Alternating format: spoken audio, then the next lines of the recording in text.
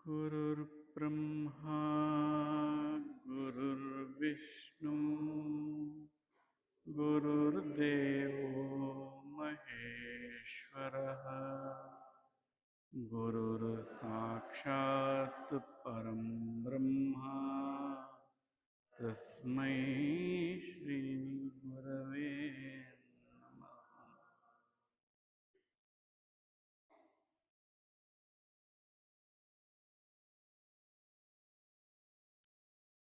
अखण्डानन्दरूपाय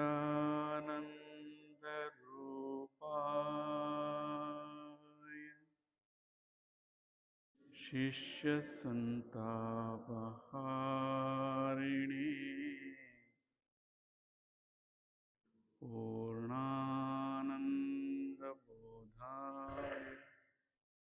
श्रीसद्गुरुवे नमो।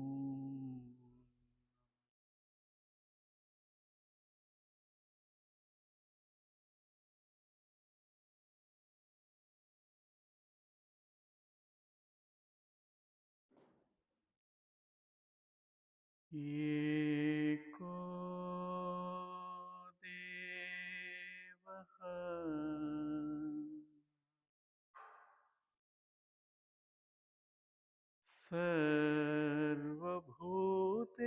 सर्वभूतेषु गूढः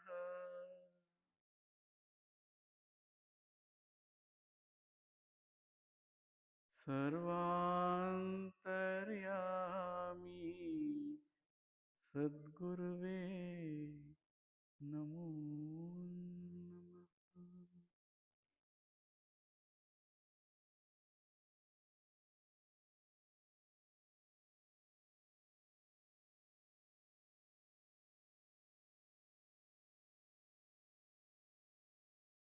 ನೆರೆದಿರೋ ಎಲ್ಲ ಆತ್ಮಬಂಧುಗಳಿಗೂ ಸ್ವಾಗತ ಹಾಗೂ ಶುಭೋದಯ.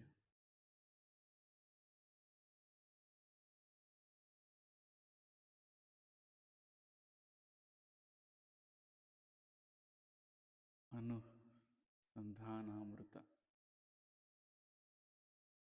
ತಂತ್ರ ಹಾಗೂ ಕ್ರಿಯಾಯೋಗದ ಶಿಬಿರ ಶಿವಮೊಗ್ಗದಲ್ಲಿ ನಡೀತಾ ಇದೆ. ಬಹಳ ಗಹನವಾದ ವಿಷಯಗಳನ್ನ ಸರಳವಾದ ಭಾಷೆ ಮೂಲಕ ಮತ್ತು ಉಪಮೆ ಹಾಗೂ ಉಪಸ್ಥಿತಿಯ ಅನುಭೂತಿಯಿಂದ ಎಲ್ಲರೂ ಆಳವಾಗಿ ಅದನ್ನು ಸ್ಪರ್ಶಿಸ್ತಾ ತಿಳ್ಕೊಳ್ತಾ ಸಾಗ್ತಾ ಇದ್ದೀವಿ. ಅದರ ಮುಂದುವರೆದ ಭಾಗವಾಗಿಂದು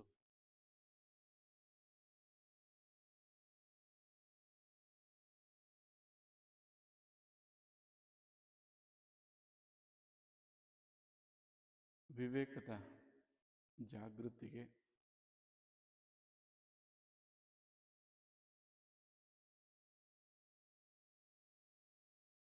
ಮಾಡಬೇಕಾದಂಥ ಕ್ರಿಯೆಗಳೇನು ಅಂತ ಮಾತನಾಡ್ತಾ ಇದ್ವಿ. ಅದನ್ನು ಮೊದಲು ಗುರುತಿಸಿ ಅದಕ್ಕೆ ಬೇಕಾದಂಥ ಯುಕ್ತಿಯನ್ನು ಕಂಡು ಅಲ್ಲಿ ಸ್ವಲ್ಪ ಕಾಲ ನೆಲೆಯಾಗಿ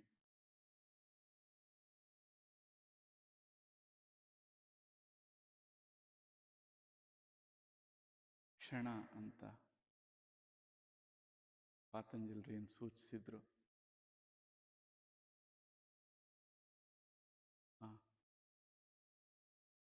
ಅಚಲ ಸ್ವರೂಪವಾಗಿರೋಂಥದ್ದು, ಅಖಂಡ ಸ್ವರೂಪವಾಗಿರ್ತಕ್ಕಂಥದ್ದು, ನಿರ್ಮಲವಾಗಿರ್ತಕ್ಕಂಥದ್ದು,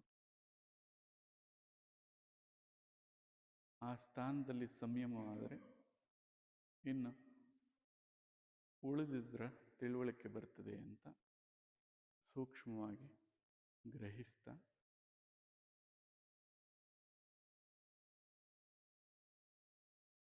ಎಲ್ಲ ತಪ್ಪು ತಿಳುವಳಿಕೆಗಳಿಗೆ ಅಧ್ಯಾಸ ಅಂತಲೂ, ಸರಿಯಾದ ತಿಳುವಳಿಕೆಗೆ ಅಭ್ಯಾಸ ಅಂತಲೂ,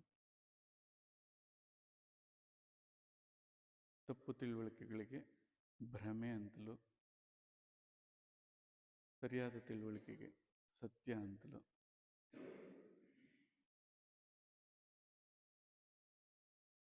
ತಪ್ಪು ತಿಳುವಳಿಕೆಗಳಿಗೆ ಬಂಧನ ಅಂತಲೂ, ಸರಿಯಾದ ತಿಳುವಳಿಕೆ ಮುಕ್ತಿ ಅಂತಲೂ,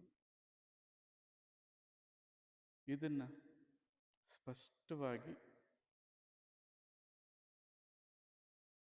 ತಿಳುವಳಿಕೆಗೆ ಬರೋ ಹಾಗೆ ಮೂಡಿಸೋ ಹಾಗೆ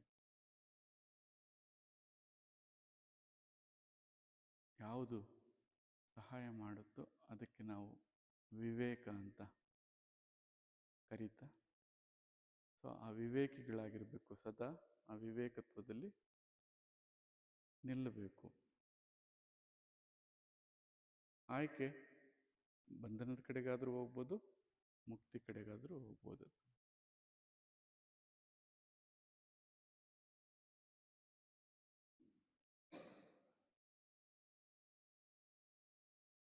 ಆ ತಿಳುವಳಿಕೆ ಒಂದಿಲ್ಲದೆ ಹೋದರೆ, ಆ ಗಮನವಿಲ್ಲದೆ ಹೋದರೆ, ಅದು ಗ್ರಹಣೆಗೆ ಬರದೆ ಹೋದರೆ, ಮಾಡಬೇಕು ಅಂತ ಹೇಳಿದ್ವಿ ನಿಜ, ಮಾಡೋದು ಒಂದೇ ದಾರಿ ಅಂತಲೂ ಹೇಳಿದ್ವಿ ನಿಜ, ಆದರೆ ಅದರಿಂದ ಏನು ಪ್ರಯೋಜನ ಆಗೋದಿಲ್ಲ.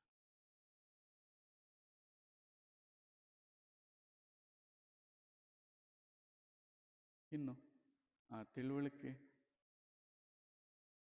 ಸ್ಥಿರವಾಗಿ ಹಾಗೆ ನಿಲ್ಲೋದಕ್ಕೆ ಅಥವಾ ಆ ತಿಳುವಳಿಕೆಯಲ್ಲೇ ನೆಲೆಯಾಗೋದಕ್ಕೆ ಮಹಾತ್ಮರು ಸಾಕಷ್ಟು ಯುಕ್ತಿಗಳನ್ನ ಕೊಟ್ಟೋಗಿದ್ದಾರೆ. ಅದರ ಪ್ರಸ್ತಾಪ ಮಾಡ್ತಾ ಒಂದೊಂದು ಜೀವಕ್ಕೆ ಒಂದೊಂದು ಸರಳ ಅನಿಸುತ್ತೆ. ಕೆಲವರಿಗೆ ಒಂದು ತಂತ್ರ ಕಷ್ಟವಾದರೆ ಇನ್ನು ಕೆಲವರಿಗೆ ಇನ್ನೊಂದು ತಂತ್ರ ಸರಳ ಆಗುತ್ತೆ. ಆದರೆ ಎಲ್ಲದರ ಉದ್ದೇಶ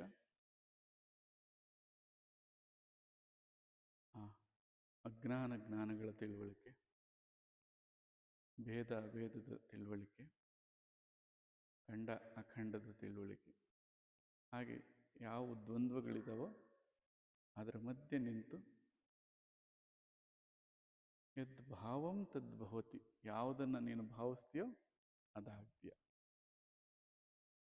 ತಪ್ಪು ತಿಳುವಳಿಕೆಗಳನ್ನ ಭಾವಿಸಿದ್ರೆ ತಪ್ಪನ್ನು ಅನುಭವಿಸ್ತೀಯ, ಸರಿಯಾದ ತಿಳುವಳಿಕೆಯನ್ನು ಭಾವಿಸಿದ್ರೆ ಸರಿಯಾದಂಥ ತಿಳುವಳಿಕೆ.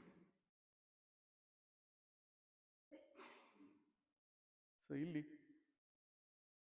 ಭ್ರಮೆ ಅಂತ ಬಳಸಿದಾಗ ಶಾಶ್ವತವಾಗಿ ಇಲ್ಲದೆ ಇರತಕ್ಕಂಥದ್ದು, ಸ್ಥಿರವಾಗಿ ಇಲ್ಲದೆ ಇರತಕ್ಕಂಥದ್ದು, ಇದನ್ನು ಸ್ಥೂಲವಾಗಿ ಈ ಥರ ಅರ್ಥ ಮಾಡ್ಕೋಬೋದು. ಇನ್ನೊಂದು ಸ್ವಲ್ಪ ಸೂಕ್ಷ್ಮವಾಗಿ ಹೋದರೆ, ಇಲ್ಲದೆ ಇರುವಂಥದ್ದು ಇರುವ ಹಾಗೆ ಕಾಣ್ತದೆ ಅಂತಕ್ಕಂಥದ್ದು. ಇಲ್ಲದೆ ಇರುವಂಥದ್ದು ಇರುವ ಹಾಗೆ ಆಭಾಸವಾಗಿ ಕಾಣ್ತದೆ. ಯಾವ ತಿಳುವಳಿಕೆಯಿಂದ ಬಂತು ಅಂದರೆ ಅದು ಹಾಗಿರಲಿಲ್ಲ, ತಪ್ಪು ತಿಳುವಳಿಕೆಯಿಂದ ಇರುವ ಹಾಗೆ ಕಾಣ್ತಾ ಇತ್ತು ಅಂತ ಗೊತ್ತಾಗುತ್ತೆ. ಆಮೇಲೆ ಸ್ಪಷ್ಟತೆ ಬರ್ತದೆ. ಅದಕ್ಕಾಗಿ ಯಾವ ರೀತಿ ಗ್ರಹಣ ಮಾಧ್ಯಮಗಳನ್ನ ಬದಲಾಯಿಸಿದಾಗ ಅದು ಬೇರೆ ರೀತಿಯಾಗಿ ಕಾಣಿಸ್ತದೋ,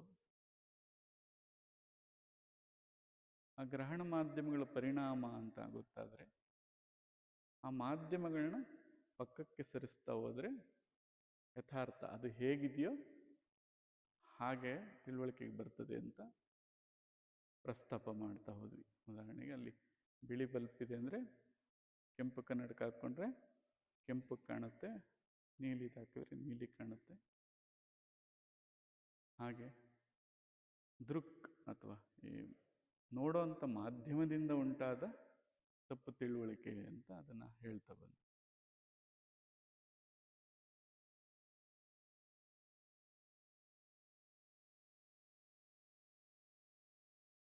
ದೃಶ್ಯ, ಶಬ್ದ, ವಾಸನೆ, ರುಚಿ ಹಾಗೂ ಸ್ಪರ್ಶವಾಗಿ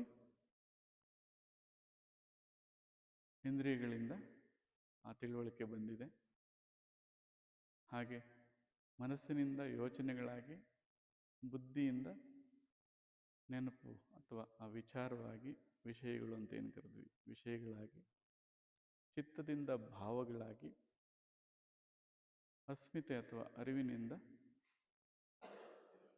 ಸತ್ ಚಿತ್ ಆನಂದ, ಆ ಸಚ್ಚಿದಾನಂದವು ಅಖಂಡವಾಗಿ, ಆಕಾಶದ ಥರ ಆನಂದವಾಗಿ, ಅನಂತವಾಗಿ, ಮತ್ತು ಇತರ ಗುಣಗಳಾದಂಥ ಗಮನ, ಗ್ರಹಣ, ಇರುವು ಇವುಗಳಾಗಿ ವ್ಯಕ್ತವಾಗ್ತದೆ ಅಂತ ತಿಳ್ಕೊಂಡ್ವಿ. ಇವೆಲ್ಲ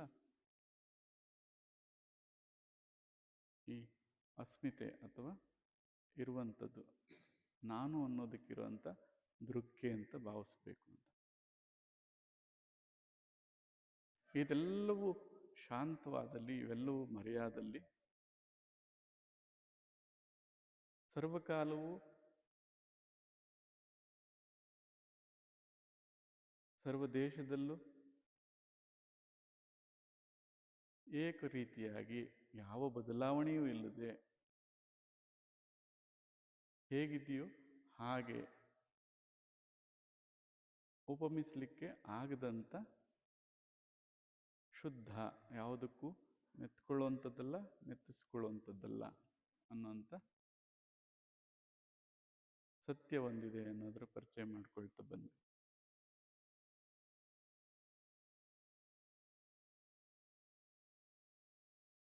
ಹೇಗೆ ಮನಸ್ಸಿನಲ್ಲಿ ಕೋತಿಯನ್ನು ಚಿಂತಿಸಿದ್ರೆ ಕೋತಿ ಬರುತ್ತೋ, ಹಾಗೆ ಜೇನನ್ನು ಚಿಂತಿಸಿದ್ರೆ ಜೇನು ಬರುತ್ತೋ, ಯಾವುದರ ಚಿಂತನೆ ಯಾವುದನ್ನು ಭಾವಿಸ್ತೀವೋ ಅದು ನಮಗೆ ಈ ದೃಕ್ ಅಂತ ಏನು ಹೇಳಿದ್ವಿ, ವಿವಿಧ ದೃಕ್ಕುಗಳಿಂದ ಸ್ಮರಣೆಯನ್ನು ಮತ್ತು ಭಾವಗಳಾಗಿ ನೆಲೆಯಾಗಿದ್ದಂಥ ಆ ಅನುಭವವನ್ನು ಮತ್ತೆ ದರ್ಶಿಸ್ತವೆ. ಯಾವ ಭಾವ ಅಥವಾ ಯಾವುದನ್ನು ನೆನೆಸ್ಕೋತೀವೋ, ಯಾವುದನ್ನು ಆಯ್ಕೆ ಮಾಡ್ಕೋತೀವೋ ಅದು ನಾವು ಆಗ್ತೀವಿ. ಈಗ ಗುರುಗಳು ಆಯ್ಕೆ ಯಾವುದನ್ನು ಮಾಡ್ಕೋಬಹುದು ಅನ್ನೋಂಥ ಸ್ಥಾನದಲ್ಲಿ ಅಂಥ ಗೋಡೆ ಮೇಲೆ ನಿಲ್ಲಿಸುವಂಥ ಅಥವಾ ನಿಂತ್ಕೊಳ್ಳೋಂಥ ಕ್ರಿಯೆ ಅಥವಾ ತಂತ್ರವನ್ನು ಕಲಿಸ್ತಾ ಇದ್ದಾರೆ, ಕಲಿಸಿದ್ರು ಕೂಡ ಅಂತ.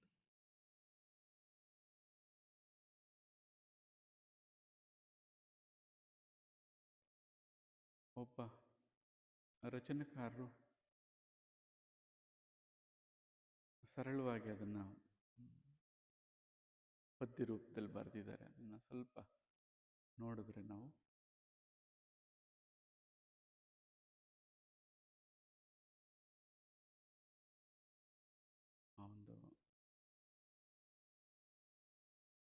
ತತ್ವವನ್ನು ಹಾಡಿ ಅದನ್ನು ನೋಡ್ತಾ ಹೋಗೋಣ, ವಿಮರ್ಶಿಸ್ತಾ ಹೋಗೋಣ.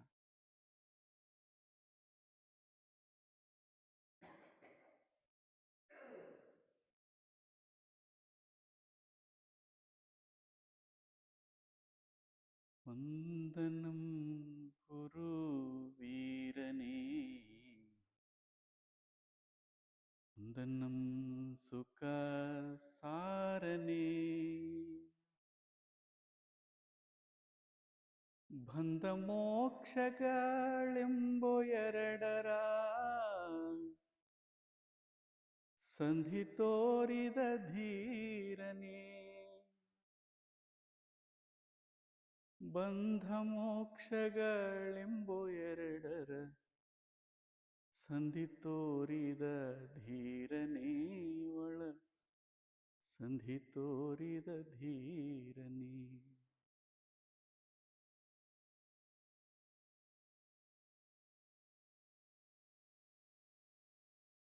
ತನ್ನ ನಿಜವನು ಅರಿಯನು ಈ ಭಿನ್ನವಳಿಯದ ಮೂಢನು, ತನ್ನ ನಿಜವನು ಅರಿಯನು ಈ ಭಿನ್ನವಳಿಯದ ಮೂಢನು, ನಿಮ್ಮ ಪಾದವ ಕಂಡ ಮನುಜನು ಜನ್ಮವಳಿದಾರೂಢನು, ಜನ್ಮವಳಿದಾರೂಢನು.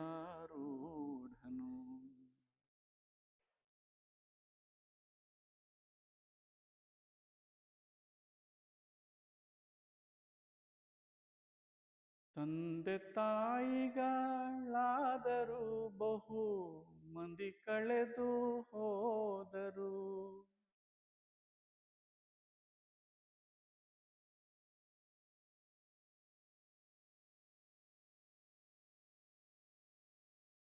ಹಿಂದೆ ಸುಕೃತವ ಮಾಡಿದೆ ಅದರಿಂದ ನಿಮ್ಮೊಳು ಕೂಡಿದೆ,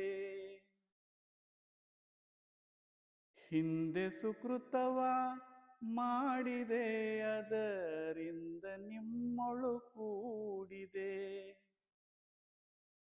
ಬಂಧವಿಲ್ಲದ ಪೂರ್ಣ ಸಹಜಾನಂದ ಪದವಿಯ ನೋಡಿದೆ, ಆನಂದ ಪದವಿಯ ಸೇರಿದೆ, ಬಂಧವಿಲ್ಲದ ಪೂರ್ಣ ಸಹಜಾನಂದ ಪದವಿಯ ನೋಡಿದೆ, ಆನಂದ ಪದವಿಯ ಸೇರಿದೆ. ವಂದನಂ ಗುರು ವೀರನೇ, ವಂದನಂ ಸುಖ ಸಾರನೇ, ತಂದೆ ತಾಯಿಗಳಾದರೂ ಬಹು ಮಂದಿ ಕಳೆದು ಹೋದರು, ತಂದೆ ತಾಯಿಗಳಾದರೂ ಬಹು ಮಂದಿ ಕಳೆದು ಹೋದರು, ತಂದೆ ಸದ್ಗುರು ಶಂಕರಾರ್ಯರು ಹಿಂದೆ ನಿಲ್ಲುವ ದೇವರು, ನಮ್ಮ ಹಿಂದೆ ನಿಲ್ಲುವ ದೇವರು, ತಂದೆ ಸದ್ಗುರು ಶಂಕರಾರ್ಯರು ಹಿಂದೆ ನಿಲ್ಲುವ ದೇವರು, ನಮ್ಮ ಹಿಂದೆ ನಿಲ್ಲುವ ದೇವರು. ವಂದನಂ ಗುರು ವೀರನೇ, ವಂದನಂ ಸುಖ ಸಾರನೇ.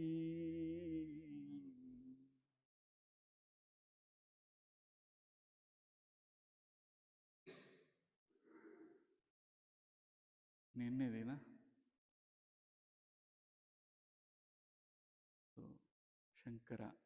ಶಂಕರ ತತ್ವವೇನು,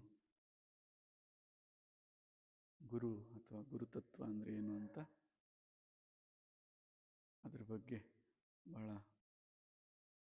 ವಿಸ್ತಾರವಾಗಿ ತಿಳ್ಕೊಳ್ತಾ ಹೋದ್ವಿ. ಯಾವುದು ನಿಜವಾಗ್ಲೂ ಮೂಲ ಸ್ಥಾನಕ್ಕೆ ಸೇರಿಸುತ್ತೋ, ಮೂಲದ ತಿಳುವಳಿಕೆಯನ್ನು ತಂದು ಕೊಡ್ತದೋ ಗುರು ಅಥವಾ ಶಂಕರ ಅಂತ ಕರಿತಾ ಇದ್ವಿ. ಅದು ಮಾರ್ಗದರ್ಶಿಯಾಗಿ, ಕಾರಣಗುರುವಾಗಿ, ಸದ್ಗುರುವಾಗಿ, ಶ್ರೀಗುರುವಾಗಿ, ಪರಮಗುರುವಾಗಿ ಪರಮೇಷ್ಠಿ ತತ್ವವನ್ನು ಹೇಗೆ ದರ್ಶಿಸ್ತದೆ, ತಿಳುವಳಿಕೆ ಮೂಡಿಸ್ತದೆ, ಅಂಥದಕ್ಕೆ ಹೊಂದಿಸ್ತೀನಿ. ಇಲ್ಲಾಂದರೆ ಎಲ್ಲೋ ಕಳೆದೋಗ್ಬಿಡ್ತಿತ್ತು ಇದು.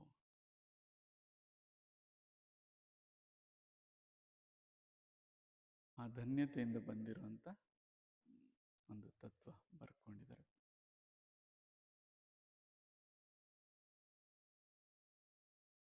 ಯಾವುದು ಬಂಧಿಸ್ತದೆ, ಯಾವುದು ಬಿಡುಗಡೆ ಮಾಡ್ತದೆ. ಬಂಧ ಮೋಕ್ಷಗಳ ಮಧ್ಯದ ಆ ಸಂಧಿ ಆಯ್ಕೆ ನಿಂದು.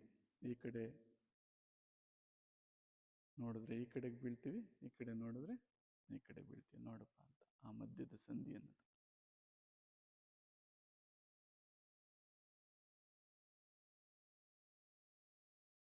ಯಾವುದರಿಂದ ಆಗಿದ್ದು ಅಂದರೆ ನಿಜವನ್ನು, ತನ್ನ ನಿಜವನ್ನು ಅರಿದೇ ಇದ್ದಿದ್ದರಿಂದ.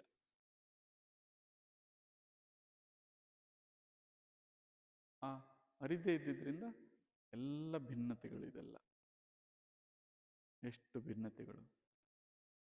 ಅದು ರೂಪವೋ, ದೃಶ್ಯವೋ, ಆಗ್ರಹಣವೋ, ರುಚಿಯೋ, ಸ್ಪರ್ಶವೋ, ಯೋಚನೆಗಳು, ಮತ್ತು ಎಷ್ಟು ವಿಷಯಗಳು, ಭಾವವೋ, ಅಥವಾ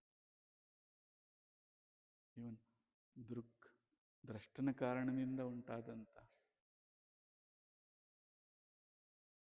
ಆ ದೃಶ್ಯಗಳು, ಈ ಎಲ್ಲ ಭಿನ್ನತೆಗಳು ಯಾವಾಗ ಇಲ್ಲವಾಗ್ತವೆ? ತನ್ನ ನಿಜವನ್ನು ಅರಿತಾಗ. ಅದು ಹೇಗಿದೆಯೋ ಹಾಗೆ ಅದನ್ನು ಅರಿತಾಗ.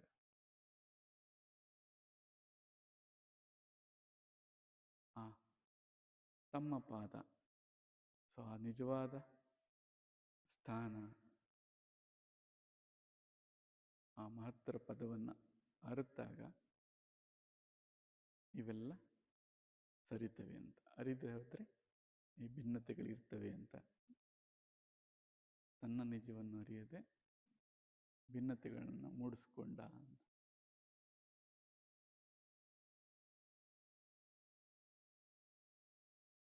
ಹಿಂದೆ ಸುಕೃತವ ಮಾಡಿದೆ.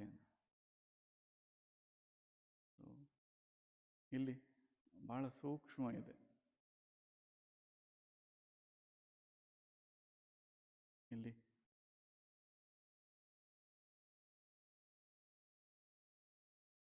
ಈ ಕ್ಷಣ ಅಂದರೆ ಅದು ಹಿಂದೆ ಅಂತ. ಭೂತದಲ್ಲೋದ್ರೂ ಸಿಗೋದಿಲ್ಲ, ಅದು ಭವಿಷ್ಯದಲ್ಲೋದ್ರೂ ಸಿಗೋದಿಲ್ಲ. ಈ ಕ್ಷಣ. ಸೊ ಇದು ಕೃತ, ಹಾಗೆ ಮಾಡಿದೆ ಅಂತ. ಇನ್ನು ಬೇರೆ ಕೃತಗಳು ಅದು ಹಿಂದಕ್ಕೆ ಹೋಗ್ತದೆ, ಇಲ್ಲ ಮುಂದಕ್ಕೆ ಹೋಗ್ತದೆ. ಸುಕೃತ ಮಾತ್ರ ಈ ಕ್ಷಣದಲ್ಲಿರ್ತದೆ.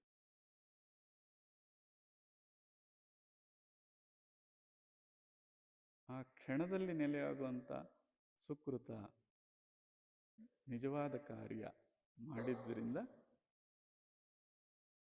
ನಿಮ್ಮಲ್ಲಿ ಕೂಡದೆ ಯಾವ ಕ್ಷಣವನ್ನು ನೋಡ್ಲಿಕ್ಕೆ ಹೊರಟಿತ್ತೋ ಅದೇ ಆ ಸ್ಥಾನದಲ್ಲಿ ನೆಲೆಯಾಯಿತು. ಅದರಿಂದ ನಿಮ್ಮೊಳು ಕೂಡಿದೆ ಅಂತ.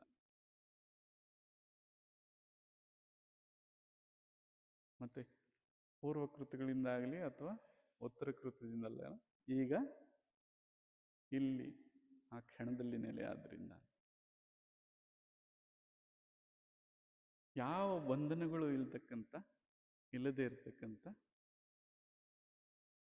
ಪೂರ್ಣವಾದ ಸಹಜವಾದ ಆ ಆನಂದವನ್ನು ನೋಡಿದೆ ಮತ್ತೆ ಸೇರಿದೆ. ಬಂಧವಿಲ್ಲದ ಪೂರ್ಣ ಸಹಜ ಆನಂದ ಪದವಿಯ ನೋಡಿದೆ ಮತ್ತೆ ಸೇರಿದೆ. ಇದು ಅಧಿಕಾರ ಸ್ವಲ್ಪ ಔನ್ನತ್ಯಕ್ಕೆ ಏರಿದಾಗ ಆಗುವಂಥದ್ದು. ಆ ಪದ ಸ್ವಲ್ಪ ಹಿಂದಕ್ಕೆ ಹೋದರೆ, ಅಂದರೆ ಅಲ್ಲಿ ಹಿಂದೆ ಅನ್ನೋ ಬದಲಾಗಿ ಹಿಂದೆ ಅಂತ ಬಳಸಿದ್ರೆ, ಹಿಂದೆ ಅಂತಕ್ಕಂಥದ್ದು ಸುಷುಮ್ನ ನಾಡಿ, ಕುಂಡಲಿನಿ ಅಂತ ಏನು ಕರಿತೀರಿ, ಸ್ಪೈನಲ್ ಕಾರ್ಡ್ ಅಂತ. ಅದರಲ್ಲಿ ಅಭ್ಯಾಸ, ಅದರಲ್ಲಿ ಯೋಗವನ್ನು ಮಾಡಿದ್ರಿಂದ ನಿಮ್ಮಳು ಕೂಡಿದೆ. ಸೊ ಇಲ್ಲಿ ಆ ಹಿಂದೆ ಅಭ್ಯಾಸದಿಂದ ವಿಶ್ವ ತೈಜಸ ಪ್ರಾಜ್ಞವನ್ನು ಬಿಟ್ಟು ಚೇತಸವಾದಾಗ ಅಶರೀರವಾಗಿ ಆದಂಥ ಈ ಮೂರು ಸ್ಥೂಲ ಶರೀರಗಳನ್ನ, ಅಥವಾ ಈ ಮೂರು ಶರೀರಗಳನ್ನ, ಸ್ಥೂಲ ಸೂಕ್ಷ್ಮ ಕಾರಣತನಗಳನ್ನು ಬಿಟ್ಟು ನಿಜವಾದಂಥ ಸ್ವರೂಪವನ್ನು ಸೇರಿದೆ ಅಂತ. ಮತ್ತೆ ನಿನ್ನೆ ಹೇಳಿದಾಗೆ ಹಿಂದೆ ಅಂದರೆ ಆ ಥರ ಭಾವಿಸ್ಬಾರ್ದು, ಪೂರ್ವ ಜನ್ಮದ ಸುಕೃತ ಅಂತ, ಸುಕೃತವೂ ಕೃಪೆ ಅಂತ ಭಾವಿಸ್ಬೇಕು ಅಂತ ಹೇಳ್ತಾ ಇದ್ವಿ. ಆದರೆ ಇಲ್ಲಿ ಸುಕೃತ ಅಂದರೆ ಕ್ಷಣ, ಇನ್ನು ಪೂರ್ವವಾಗಲಿ ಉತ್ತರವಾಗಲಿ ಅದಕ್ಕೆ ಸೇರೋದಿಲ್ಲ. ತಂದೆ ತಾಯಿಗಳಾದರೂ ಬಹುಮಂದಿ ಕಳೆದು ಹೋದರು. ಅಂದರೆ ಎಷ್ಟು ಜನ್ಮಗಳಿದ್ರು, ಎಷ್ಟು ಸಲ ತಂದೆ ತಾಯಿಗಳು ಬಂದರು, ಸಹಜವಾಗಿರುವಂಥ ಹಸಿವು, ನಿದ್ರೆ, ಮೈಥುನ ಇವುಗಳನ್ನು ಪೂರೈಸೋದಕ್ಕೆ ಪೂರಕವಾಗಿದ್ದರೆ ಹೊರತು ಈ ಗುಟ್ಟನ್ನು ನನಗೆ ಮುಕ್ತವಾಗೋ ಗುಟ್ಟನ್ನು ಯಾರೂ ತಿಳಿಸ್ಕೊಡ್ಲಿಲ್ಲ. ಬಹುಮಂದಿ ತಂದೆ ತಾಯಿಗಳ ಜೊತೆಯಲ್ಲಿ, ಅಥವಾ ಅಂಥ ತಂದೆ ತಾಯಿಗಳ ಎಷ್ಟು ಜನ್ಮದಲ್ಲಿ ಪಡೆದರೂ ಕೂಡ ಇವರ್ಯಾರು ನನಗೆ ಇದನ್ನು ತಿಳಿಸ್ಕೊಡ್ಲಿಲ್ಲ, ಅಥವಾ ಬೇರೆ ಯಾರೇ ಮಾರ್ಗದರ್ಶಿಗಳು ನನಗಿದನ್ನು ತಿಳಿಸ್ಕೊಡ್ಲಿಲ್ಲ.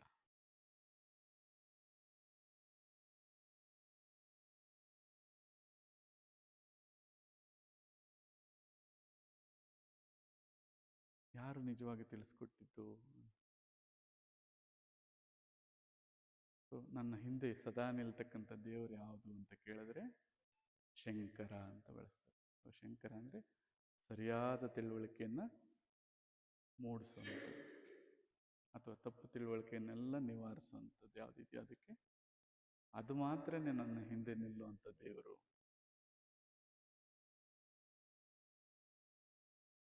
ಅದು ವಿವೇಕ ಅಂತ ಬಳಸ್ತಾ ಇದ್ದೀವಿ. ಅದಕ್ಕೆ ಏನಾದರೂ ಇದ್ದರೆ ಆ ತಿಳುವಳಿಕೆ ಒಂದೇನೆ ನಿಜವಾದ ದೇವರು, ಅದು ಮಾತ್ರ ನಿಮ್ಮನ್ನು ಪಾರು ಮಾಡಬಲ್ಲದು. ಅದಿಲ್ಲದೆ ಹೋದರೆ ಗುರುತಿಸ್ಲಿಕ್ಕೂ ಸಾಧ್ಯ ಇಲ್ಲ, ಬಿಡುಗಡೆ ಆಗೋದಂತೂ ಸಾಧ್ಯವೇ ಇಲ್ಲ.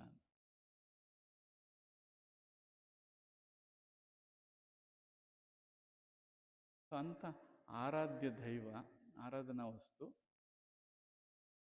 ಈಗಲೂ ಇದೆ, ಯಾವಾಗಲೂ ಇದೆ, ಎಲ್ಲೆಲ್ಲೂ ಇದೆ.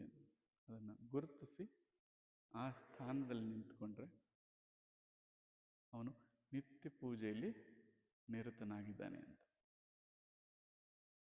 ಯಾಕೆ? ಅದರ ಜೊತೆಯಲ್ಲಿದ್ದಾನೆ. ಈಗ ಅದನ್ನು ಬಿಟ್ಟು ಇನ್ನೇನೇ ಉಳಿದ ಕ್ರಿಯೆಗಳು ಮಾಡಿದ್ರು, ನಾನು ಪೂಜೆ ಮಾಡ್ತೀನಿ ಅಂತ ಹೇಳಿದ್ರು ಪೂಜೆ ನಿಲ್ಲುತ್ತೆ. ಯಾಕೆ? ಆ ಭಾವದಿಂದ ಕೆಳಗಿಳಿತೀವಿ ನಾವೀಗ. ಪೂಜೆ ಮಾಡೋಕ್ಕೋದ್ರೆ ಪೂಜೆ ನಿಲ್ಲುತ್ತೆ. ಇದನ್ನ ಸಣ್ಣ ಸೂಕ್ಷ್ಮನ ಗ್ರಹಿಸಿದ್ರೆ ಸಾಕು.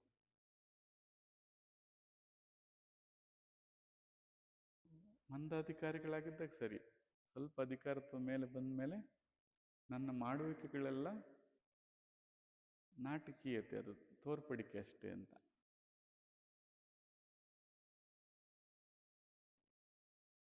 ಅದು ಮಾಡೋದಕ್ಕಿಂತ ಹಾಗೆ ಇರುವಂಥದ್ದು ಅಂತ. ಇರಬೇಕಾದ್ರೆ ಏನನ್ನು ಅವನು ಮಾಡಬಾರದು, ಅಥವಾ ಮಾಡುವಂಥ ಸಂಕಲ್ಪವನ್ನು ಮಾಡಬಾರ್ದು. ನಿಜವಾದ ತ್ಯಾಗಿಯಾಗಿರ್ಬೇಕು ಅಂತ ಹೇಳ್ತಾ ಇದ್ವಿ.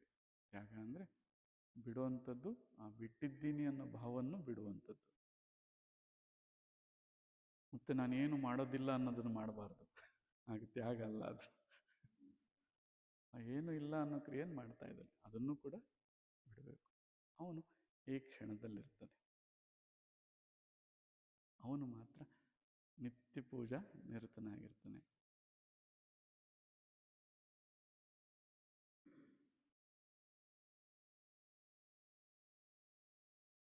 ಈಗ ಯಾವ ಸ್ಥಾನದಲ್ಲಿ ನಿಂತರೆ ಈ ಅವಸ್ಥೆಗಳೆಲ್ಲ ಬಂದು ಲೀನವಾಗ್ತವೋ,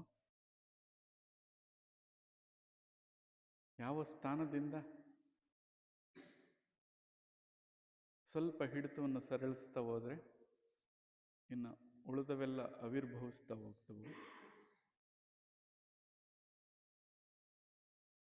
ಆ ಸ್ಥಾನದಲ್ಲಿ ಸ್ವಲ್ಪ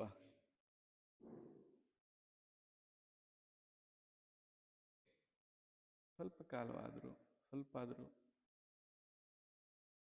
ಪ್ರಯತ್ನದಿಂದ ಅಥವಾ ಮಾಡೋದರಿಂದ ನಿಲ್ಲೋದಾದರೆ, ಮಾಡುವಂಥವನಿಗೆ ಹೇಗೆ ಈ ಅವಸ್ಥೆಗಳು ಒಂದೊಂದೇ ಜಾರ್ತಾ ಇಲ್ಲದಾಗ್ತಾ ಇದೆ ಅನ್ನುವಂಥ ತಿಳುವಳಿಕೆಗೆ ಬರ್ತದೆ. ಅದಕ್ಕೆ ನಿದ್ರೆ ಉದಾಹರಣೆ ತಗೊಳ್ತಾ ಇದ್ವಿ. ಈ ಜಾಗ್ರತೆ ಎಲ್ಲ ಎಲ್ಲಿ ಮರೆಯಾಗ್ತದೆ? ಜಾಗೃತ ಸ್ವಪ್ನದಲ್ಲಿ ಮರೆಯಾಗ್ತದೆ. ಸ್ವಪ್ನವೆಲ್ಲ ಎಲ್ಲಿ ಮರೆಯಾಗ್ತದೆ? ನಿದ್ರೆಯಲ್ಲಿ ಮರೆಯಾಗ್ತದೆ. ಈ ಜಾಗ್ರತೆಗೆ ಜಾಗ್ರತ್ ಅಂತ ಕರಿತಾ ಇದ್ದೀವಿ, ಕನಸಿನ ಯುದ್ಧಕ್ಕೆ ಸ್ವಪ್ನ ಅಂತ ಕರಿತಾ ಇದ್ದೀವಿ, ನಿದ್ರೆಗೆ ಸುಷುಪ್ತಿ ಅಂತ ಕರಿತಾ ಇದ್ದೀವಿ. ನೋಡುವಂಥವನು ನಿರ್ಗಮಿಸಿದಾಗ ಅದಕ್ಕೆ ತುರ್ಯ ಅಂತ ಕರಿತಾ ಇದ್ದೀವಿ. ಈ 4 ಅವಸ್ಥೆಗಳು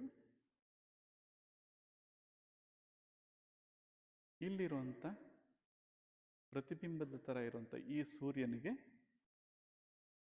ಅವಸ್ಥೆಗಳಾಗಿ ತೋರ್ತಾ ಇದೆ. ಅವನು ಎದ್ರೆ ಏನಾಯ್ತು? ಈಗ ಅವನು ಎದ್ದಾಗ ಸುಷುಪ್ತಿ, ಸ್ವಪ್ನ, ಜಾಗೃತ, ಈ ಅವಸ್ಥೆಗಳು ಒಂದೊಂದಾಗಿ ಜಾಗರವಾದ. ಅವನು ಮುಳುಗ್ತಾ ಹೋದಾಗ ಒಂದೊಂದೇ ಕರಗ್ತಾ ಹೋದು.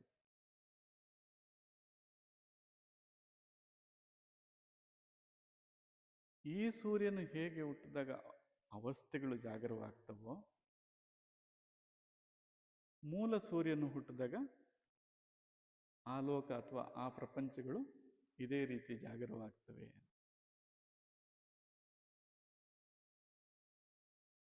ಈಗ ಮೂಲ ಸೂರ್ಯನು ಉದಯಿಸಿದಾಗ ಮಹಾಕಾರಣ ಜಾಗರ ಆಯಿತು, ಹಾಗೆ ಸ್ವಲ್ಪ ಚಲಿಸಿದ್ರೆ ಕಾರಣ ಜಾಗರವಾಯಿತು, ಇನ್ನೂ ಚಲಿಸಿದ್ರೆ ವಿಸ್ತರಿಸಿದ್ರೆ ಸೂಕ್ಷ್ಮ ಜಾಗರವಾಯಿತು, ಇನ್ನೂ ವಿಸ್ತರಿಸಿದ್ರೆ ಸ್ಥೂಲವಾದಂಥ ಬ್ರಹ್ಮಾಂಡ ಅಥವಾ ಈ ಅನಂತ ಬ್ರಹ್ಮಾಂಡಗಳಿಂದ ಇವು ಪ್ರಕಟವಾದವು ಅಥವಾ ಜಾಗರವಾದ. ಹಾಗೆ ಇವು ಅಪ್ರಕಟವಾದರೆ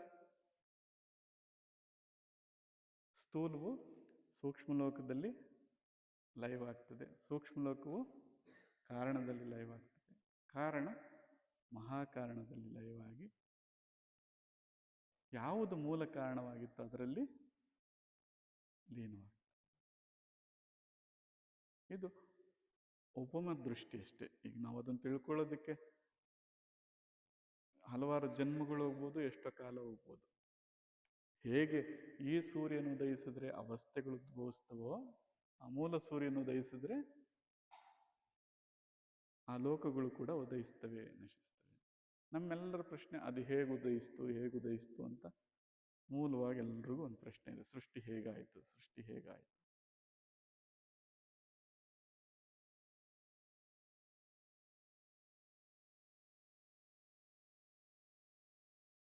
ಅದು ಇದ್ದೀನಿ ಅನ್ನೋ ಭಾವದಿಂದ, ಸತ್ ಅನ್ನೋ ಭಾವದಿಂದ ನಾನು ಬಿಂದುವೋ ಅನಂತವೋ, ಯಾವುದನ್ನು ಆವರಿಸ್ತದೋ ಅದಾಯಿತು ಅಂತ. ಯಾಕೆ? ಅದಕ್ಕೆ ಇಚ್ಛೆ ಮತ್ತು ಕ್ರಿಯೆಯನ್ನು ಗುಣಗಳು ಅಭಿವ್ಯಕ್ತವಾದವು, ಅಲ್ಲಿ ಸುಪ್ತವಾಗಿದ್ದಂಥವು ಅಭಿವ್ಯಕ್ತವಾದ ಆವರಿಸಿದಾಗ ಅದಕ್ಕೆ ಜ್ಞಾನ ಅಂತ ಕರೆದ್ವಿ. ಮೂರಾದವು. ಯಾವುದದು? ಇಚ್ಛೆ, ಜ್ಞಾನ, ಕ್ರಿಯೆ.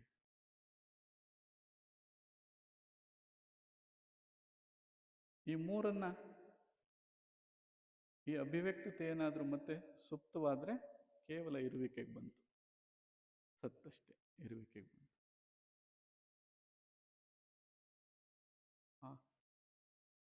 ಕೇವಲ ಸತ್ತಾಗಿದ್ದಾಗ ನಾನು ಅಣೋರ್ ಅಣೀಯ, ಬಿಂದುವಲ್ಲಿ ಬಿಂದು ಸ್ವರೂಪದಲ್ಲಿದ್ದೀನಿ. ಈ ಸ್ವಲ್ಪ ಗುಣಗಳು ಪ್ರಕಟವಾದರೆ, ಇಚ್ಛೆ ಕ್ರಿಯೆಗಳಿಂದ ಏನಾದರೂ ಅವಕಾಶವನ್ನು ಅತಿಕ್ರಮಿಸಿದಾಗ ಏನಾಯ್ತು? ಈಗ ಮಹತೋ ಮಹೀಯಂ, ಎಲ್ಲಿವರೆಗೂ ಇದೆಯೋ ಅಲ್ಲಿವರೆಗೂ ತುಂಬಿಕೊಳ್ತಿತ್ತು. ಆ ಗುಣಗಳು ಮತ್ತೆ ಸುಪ್ತವಾದ ಒಂದಾಗ ಕೇವಲ ಸತ್ತಿಗೆ ಬಂದಿದೆ. ಆ ಸತ್ತು ಹೇಗೆ ಪ್ರಕಟವಾಗ್ತಾ ಇದೆ? ಅಣೋರ ಅಣಿಯ, ಬಿಂದುವಲ್ಲಿ ಬಿಂದುವಾಗಿ ಇದೇನೆ ಅನ್ನೋ ಭಾವದಲ್ಲಿ ಅಷ್ಟೇ ಇದೆ. ಆ ಇದೇನೆ ಅನ್ನೋ ಭಾವವನ್ನು ತೆಗೆದುಬಿಟ್ರೆ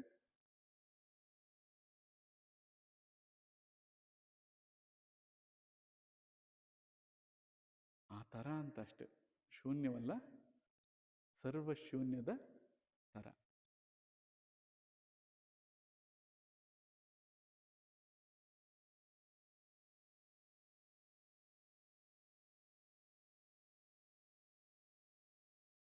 ಇದನ್ನ ಪ್ರತಿಬಿಂಬ ಸ್ವರೂಪದಲ್ಲಿರುವಂಥ ಈ ಇರುವಿಕೆಯಿಂದ ಅವಸ್ಥೆಗಳಿಗೆ ಸಾಕ್ಷಿ ಆಗ್ತಾ, ಅವಸ್ಥೆಗಳಿಗೆ ಸಾಕ್ಷಿಯಾದರೆ ಇದೇ ರೀತಿ ಮಹಾಸೂರ್ಯನು ಪ್ರಪಂಚವನ್ನು ಸೃಷ್ಟಿ ಮಾಡ್ತಾ ಇದ್ದಾನೆ ಅಂತಕ್ಕಂಥ ಗ್ರಹಣೆಯನ್ನು ನಮ್ಮ ಗ್ರಹಿಕೆಗೆ, ತಿಳುವಳಿಕೆಗೆ ಮೂಡಿಸ್ಕೋಬೋದು ಮತ್ತು ಮೂಡುತ್ತೆ. ಆದರೆ ಆಧ್ಯಾತ್ಮಿಕ ಹಾದಿಯಲ್ಲಿ ಇದನ್ನು ತಿಳ್ಕೊಳ್ಳೋದ್ರಲ್ಲೇ ಇಡೀ ಜೀವನ ಕಳೆದೋಗುತ್ತೆ.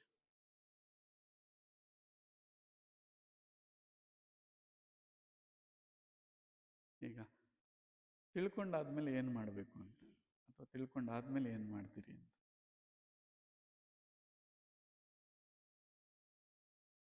ಪ್ರತಿಬಿಂಬ ರೂಪವಾಗಿರ್ತಕ್ಕಂಥ ಇಲ್ಲಿರೋ ನಾನು ಅಥವಾ ಈ ಇರುವಿಕೆ ಏನಿದೆ, ಇದರ ಆಯ್ಕೆಗಳೇನಿದೆ? ಈಗ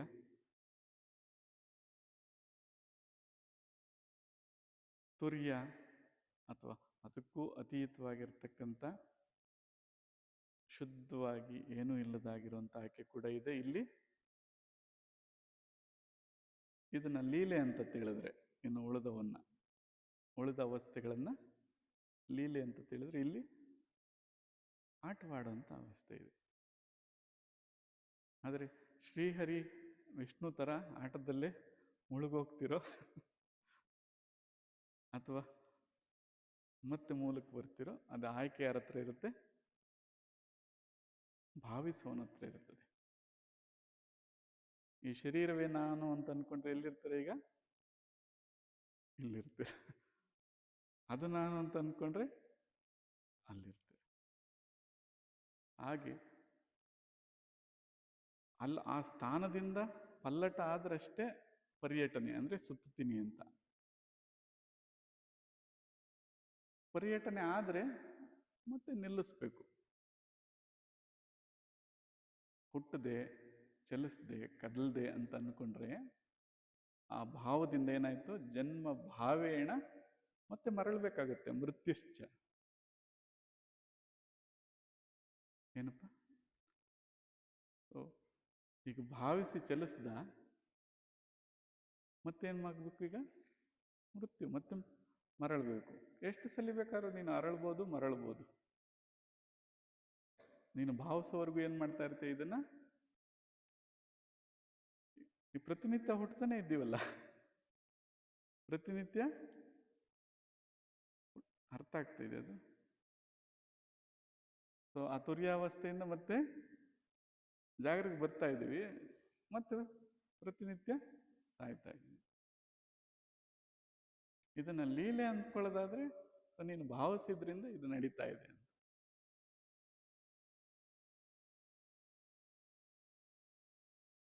ಬಿಡುಗಡೆ ಆಗ್ಬೇಕು ಅಂದ್ರೆ ವಿಶ್ರಾಂತ ಸ್ಥಳವನ್ನು ನೀನು ಗುರುತಿಸ್ಕೋಬೇಕು. ಆ ವಿಶ್ರಾಂತ ಸ್ಥಳ ಏನಾದರೂ ಹುಟ್ಟುತ್ತಾ ಇದೆಯಾ? ಹೇಗಿದೆ? ಅದು ಯಾವುದನ್ನು ಹುಟ್ಟಿಸ್ಲೂ ಇಲ್ಲ, ಹುಟ್ಟಲೂ ಇಲ್ಲ. ಹಾಗಿದ್ದಾಗ ಸಾವಿನ ಪ್ರಶ್ನೆಯಲ್ಲಿ ಅದಕ್ಕೆ ಯಾವುದು ಹುಟ್ಟುತ್ತೋ ಅದಕ್ಕೆ ಮಾತ್ರ ಸಾವಿನ ಪ್ರಶ್ನೆ. ಸೊ ಯಾವುದು ಹುಟ್ಟಲೇ ಇಲ್ವೋ ಅದಕ್ಕೆ ಸಾವಿನ ಪ್ರಶ್ನೆಯಲ್ಲಿ ಏನು?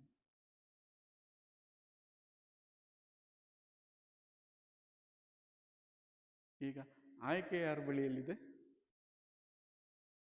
ವಿವೇಕಿ ಬಳಿಯಲ್ಲಿದೆ. ವಿವೇಕಿ ಜನ್ಮವನ್ನಾದರೂ ಆಯ್ಕೆ ಮಾಡ್ಕೋಬೋದು, ಮುಕ್ತಿಯನ್ನಾದರೂ ಆಯ್ಕೆ ಮಾಡ್ಕೋಬೋದು. ಈ ಎರಡು ಕೋಣೆಗಳ ಅಭ್ಯಾಸ ಮಾಡೋರು ಆ ಕ್ಷೇತ್ರಕ್ಕೆ ಬದ್ಧರಾಗಿರ್ಬೇಕು. ಈಗ ನಾವು ಜನ್ಮ ಅಥವಾ ಈ ಭುಕ್ತಿಯನ್ನು ಒಪ್ಕೊಂಡಂಥವ್ರು ಭುಕ್ತಿ ಬಗ್ಗೆ ಮಾತನಾಡಬೇಕು. ಮುಕ್ತಿ ಬಗ್ಗೆ ಚಿಂತನೆ ಇರೋರು ಮುಕ್ತಿ ಬಗ್ಗೆ ಮಾತನಾಡಬೇಕು. ಮುಕ್ತಿ ಬೇಕಾ? ಅದರಲ್ಲಿ ವಿರಮಿಸ್ರಿ. ಭುಕ್ತಿ ಬೇಕಾ? ಇವುಗಳು ಹೇಗೆ ಅಂತ ತಿಳ್ಕೊಂಡಿದ್ದನ್ನ ಲೀಲೆ ಅಂತ ಅನುಭವಿಸ್ರಿ. ಯಾವ ಥರ ಅನುಭವಿಸ್ಬೇಕು ಅಂದರೆ, ಸ್ವಪ್ನೆ ಪ್ರತೀಯಮಾಣಿ ರೂಪಾಣಿ, ಕನಸಿನಲ್ಲಿ ಬರುವಂಥ ಗೊಂಬೆಗಳು ಪ್ರತೀಯಗಳು ಎಚ್ಚರ ಆದ ತಕ್ಷಣ ಇವೆಲ್ಲ ಲೀನ ಆಗೋಗ್ತಾವಪ್ಪ, ಮುಳುಗೋಗ್ತಾವಪ್ಪ. ಅಥವಾ ಪ್ರತಿ ಸ್ವಪ್ನದ ಪ್ರತಿಮೆಗಳು ಸ್ಥಿರವಾಗಿ ಉಳಿಯುವಂಥದ್ದಲ್ಲ ಅಂತ ಪ್ರಜ್ಞೆ ಇಟ್ಟುಕೊಂಡು ಈ ಲೀಲೆಯಲ್ಲಿ ಭಾಗವಹಿಸುವಂತ. ಇದರಲ್ಲಿ ಸ್ಥಿರತೆಯನ್ನು ಹುಡುಕಕ್ಕೆ ಹೋದ್ರೆ ರೋಧಿಸ್ತೀಯ, ಅಳತೀಯ. ಇದರಲ್ಲಿ ಸ್ಥಿರತೆಯನ್ನು ಹುಡುಕಕ್ಕೆ ಹೋದ್ರೆ ರೋಧಿಸ್ತೀಯ. ಅದು ಹೀಗೆ ಬದಲಾಗುವಂಥದ್ದೇ, ಅಸ್ಥಿರವಾಗಿರುವಂಥದ್ದೇ, ಇಲ್ಲದಾಗುವಂಥದ್ದೇ ಅನ್ನೋ ಪ್ರಜ್ಞೆ ಯಾವಾಗ ಇಟ್ಕೊಂಡಿರ್ಬೇಕು? ಭುಕ್ತಿ ಅಥವಾ ಈ ಪ್ರಪಂಚದಲ್ಲಿ ವ್ಯವಹರಿಸುವಾಗ. ಇಲ್ಲಿ ಸ್ಥಿರತೆಯನ್ನು ಹುಡುಕಕ್ಕೆ ಹೋದ್ರೆ ತಿಳುವಳಿಕೆ ಕೊರತೆಯಿಂದ. ಏನದು? ತಿಳುವಳಿಕೆ. ಸ್ಥಿರತೆಯನ್ನು ಎಲ್ಲಿ ಕಾಣಬೇಕು? ಅಲ್ಲಿ ಕಾಣಬೇಕು. ಇದು ಬದಲಾಗುವಂಥದ್ದು. ಇದ್ರ ಜೊತೆಲಿ ಹೇಗೆ ವ್ಯವಹರಿಸ್ಬೇಕು ಹಾಗೆ ವ್ಯವಹರಿಸ್ಬೇಕು. ಆ ವ್ಯವಹರಿಸ್ಲಿಕ್ಕೆ ಬೇಕಾದಂಥ ಎಲ್ಲ ಅಸ್ತ್ರಗಳನ್ನ ಮಾತನಾಡ್ತಾ ಬಂದ್ವಿ. ಎಷ್ಟೋ ಅಸ್ತ್ರಗಳವೆಲ್ಲ. ಏನಂದ್ವಿ? ಆ ವೆಹಿಕಲ್ ಹೇಗಾಗಿದೆ, ಯಾವ ಫ್ಯೂಯಲ್ ಹಾಕ್ಬೇಕು, ಅದಕ್ಕೆ ಎಷ್ಟು ಪ್ರಮಾಣದಲ್ಲಿ ಓಡಿಸ್ಬೇಕು, ಪರಿಣಾಮಗಳೇನಾಗ್ತವೆ, ಅದ್ಭುತವಾದಂಥದ್ದು. ಎಷ್ಟು ಸ್ಪಷ್ಟತೆ ಇರ್ತದೋ ಪ್ರಯಾಣ ಅಷ್ಟು ಸುಖಕರವಾಗಿರ್ತದೆ.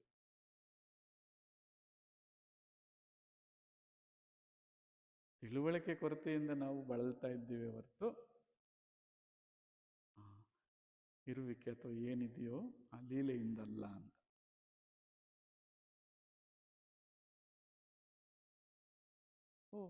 ಗ್ರಹಣೆಗೆ ಸ್ವಲ್ಪ ಕಷ್ಟ ಇದೆ, ನಮ್ಮ ಗ್ರಹಣೆಗೆ ಬರ್ತಾ ಇಲ್ಲ. ಸ್ವಲ್ಪ ಸ್ವಲ್ಪ ಜ್ಞಾಪಿಸುವಂಥ ಸೂತ್ರಗಳನ್ನ ಇಟ್ಕೋಬೇಕು. ಇಲ್ಲಿ ಹೇಳಿದ್ವಿ ಇದು ಸ್ಥಿರ ಅಲ್ಲ ಅಂತ. ಆದ್ರೂ ಪದೇ ಪದೇ ಪದೇ ಪದೇ ಮಾಡಿ ಮಾಡಿ ಅದೇ ಇವನಿಗೆ ವೃತ್ತಿ ಆಗೋಗಿರುತ್ತೆ. ಎಷ್ಟು ಸಲ ಹೇಳಿದ್ರು ಇಲ್ಲಿರೋವರೆಗೂ ಎಲ್ಲ ಚೆನ್ನಾಗಿ ಅರ್ಥ ಆಯ್ತು ಅಂತೀವಿ. ಮತ್ತೆ ಆ ಬಾಗಿಲು ದಾಟಿದ್ರೆ ಸಾಕು, ಅಲ್ಲೇನೋ ಚೆನ್ನಾಗಿತ್ತು, ಯಾಕೆ ಹಿಂಗಾಯ್ತು?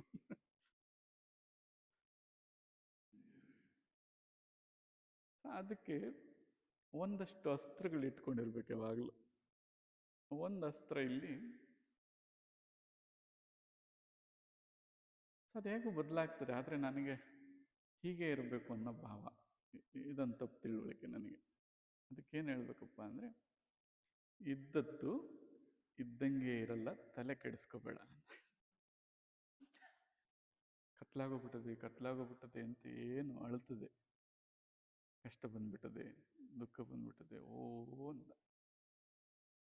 ಇದ್ದದ್ದು ಇದ್ದಂಗೆ ಇರಲ್ಲ, ತಲೆ ಕೆಡಿಸ್ಕೋಬೇಡ. ಏನಾಗುತ್ತದು? ಬೆಳಕಾಗುತ್ತೆ, ಬದಲಾಗ್ತದೆ. ದುಃಖವಿದ್ದಾಗ ತಲೆ ಕೆಡಿಸ್ಕೋಬೇಡ ಅಂತ ಸ್ವಲ್ಪ ಸಮಾಧಾನ ಮಾಡಬೇಕು.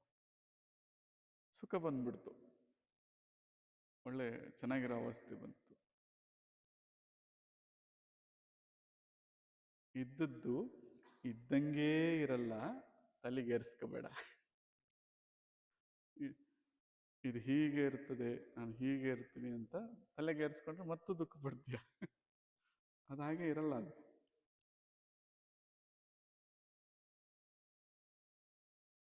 ಧ್ಯಾನ ಮಾಡುವಾಗ ಆನಂದವನ್ನು ಗುರುತಿಸ್ತಾರೆ, ಅದು ಹೀಗೆ ಇರಬೇಕು ಅಂತ. ಇದ್ದಾಗ ಈ ಆಸ್ತಿ ಮತ್ತೆ ಎಲ್ಲ ಕಳೆದೋಗ್ಬಿಡ್ತದೆ ಅಂತ ದ್ವಂದ್ವ, ಇಲ್ದಾಗ ನನಗದು ಬೇಕು ಅಂತ ದ್ವಂದ್ವ. ಬಳಲಿಕೆ ಎಲ್ಲೋಯ್ತು? ಮರೆ ಆಗಲಿಲ್ಲ ಬಳಲಿಕೆ. ಅದು ಬಂದಾಗ ಅನುಭವಿಸೋಣ. ಹಾಗಂತ ಅದು ಹೀಗೆ ಇರಬೇಕು, ನನಗೆ ಬೇಕು, ಈ ಬಯಕೆ ಬಂದರೆ ಅಥವಾ ಈ ತಪ್ಪು ತಿಳುವಳಿಕೆ ಬಂದರೆ ಬಳಲ್ತೀವಿ. ಈಗ ಜಾಗರರಾಗಿದ್ದಾಗ ನಿದ್ರೆ ಬೇಕು ಬೇಕು ಬೇಕು ಅಂತ ಯಾಕೆ ಕಷ್ಟಪಡ್ಬೇಕು? ಅದು ಸಹಜವಾಗೇ ಘಟಿಸ್ತದೆ, ಬೇಡ ಅಂದ್ರೂ ಕೂಡ.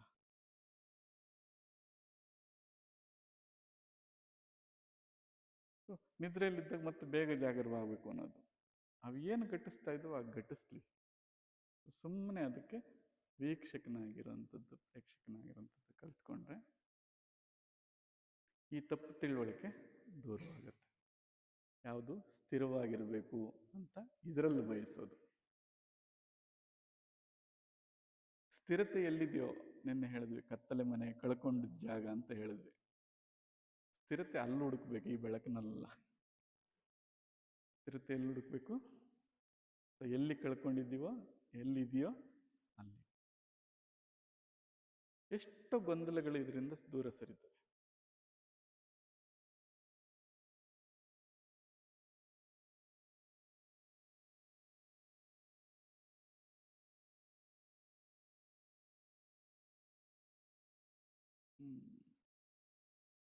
ಮಂದ ಅಧಿಕಾರತ್ವ ಅಥವಾ ತಿಳುವಳಿಕೆ ಹೋದಾಗ ಈ ಥರದ ಪದಗಳು ಬಳಸ್ತೀವಿ. ಸುಮ್ಮನೆ ಅದು ಹೇಳೋದು, ಏನು ತಗೊಂಡು ಬಂದೆ, ಏನು ತಗೊಂಡು ಹೋಗ್ತೀಯ, ಯಾಕೆ ಇಷ್ಟು ಬಡಿದಾಡ್ತೀಯ. ಸೊ ಇದು ಹೇಳಿದ ತಕ್ಷಣ ಅರಿವಾಗುತ್ತೆ. ಈ ಥರದ ಅರಿವುಗಳನ್ನ ಮೂಡಿಸ್ಲಿಕ್ಕೆ, ಯಾಕೆಂದರೆ ಆ ತಿಳುವಳಿಕೆ ಇದ್ದರೆ ನಮಗೆ ಬರಲ್ಲ ಇದು. ಆ ತಿಳುವಳಿಕೆ, ತಪ್ಪು ತಿಳುವಳಿಕೆ ಅಭ್ಯಾಸ ಆಗಿ ಆಗಿ ಆಗಿ ಅದೇ ರೂಢಿ ಆಗಿರೋದ್ರಿಂದ ಇದು ಅಂತ. ಆದರೆ ಜ್ಞಾಪಿಸ್ಕೊಳ್ತಾ ಇರಬೇಕು, ಅಥವಾ ಜ್ಞಾಪಿಸಿ ಹೋಗಿರೋಂಥವ್ರನ್ನ ಅವನ್ನಿಟ್ಕೊಂಡು ಜಪಿಸ್ತಾ ಇರಬೇಕು, ಅಥವಾ ಅದನ್ನು ಅಳವಡಿಸ್ಕೊತಾ ಇರಬೇಕು. ಈಗ ಅಷ್ಟು ಬಿಡಿಸಿ ಹೇಳಿದ್ರು ಮತ್ತೆ ಅರ್ಥ ಆಗಲಿಲ್ಲ, ಏನು ತಗೊಂಡು ಬಂದೆ, ಏನು ತಗೊಂಡು ಹೋಗ್ತೀಯ ಅಂತ. ಗುರುಗಳು ಮಹಾರಾಜರ ಹತ್ರ ಬಂದಾಗ ಏನು ಹೇಳ್ತಾರೆ? ಮಹಾರಾಜರು, ಏನು ಗುರುಗಳೇ, ಏನು ಅಭಾವ ನಿಮ್ಮದು, ಏನು ಬೇಕು ಕೇಳ್ರಿ ಕೊಡ್ತೀನಿ ಅಂತಾರೆ. ಈಗ ಇಬ್ಬರು ಮೂಢರಾಗ್ತಾರೆ. ಮಾತನಾಡಿದ್ರೆ ಇಬ್ಬರು ಮೂಢರಾಗ್ತಾರೆ. ಆಗ ಗುರುಗಳು ಪ್ರತಿಕ್ರಿಯಿಸಲು ಸ್ಪಂದಿಸ್ತಾರೆ. ಏನಿಲ್ಲಪ್ಪ, ಇನ್ನೇನು ಬಟ್ಟೆ ಹರಿದೋಗಂಗದೆ, ಸ್ವಲ್ಪ ಹರಿದು ಬಿಟ್ಟದೆ,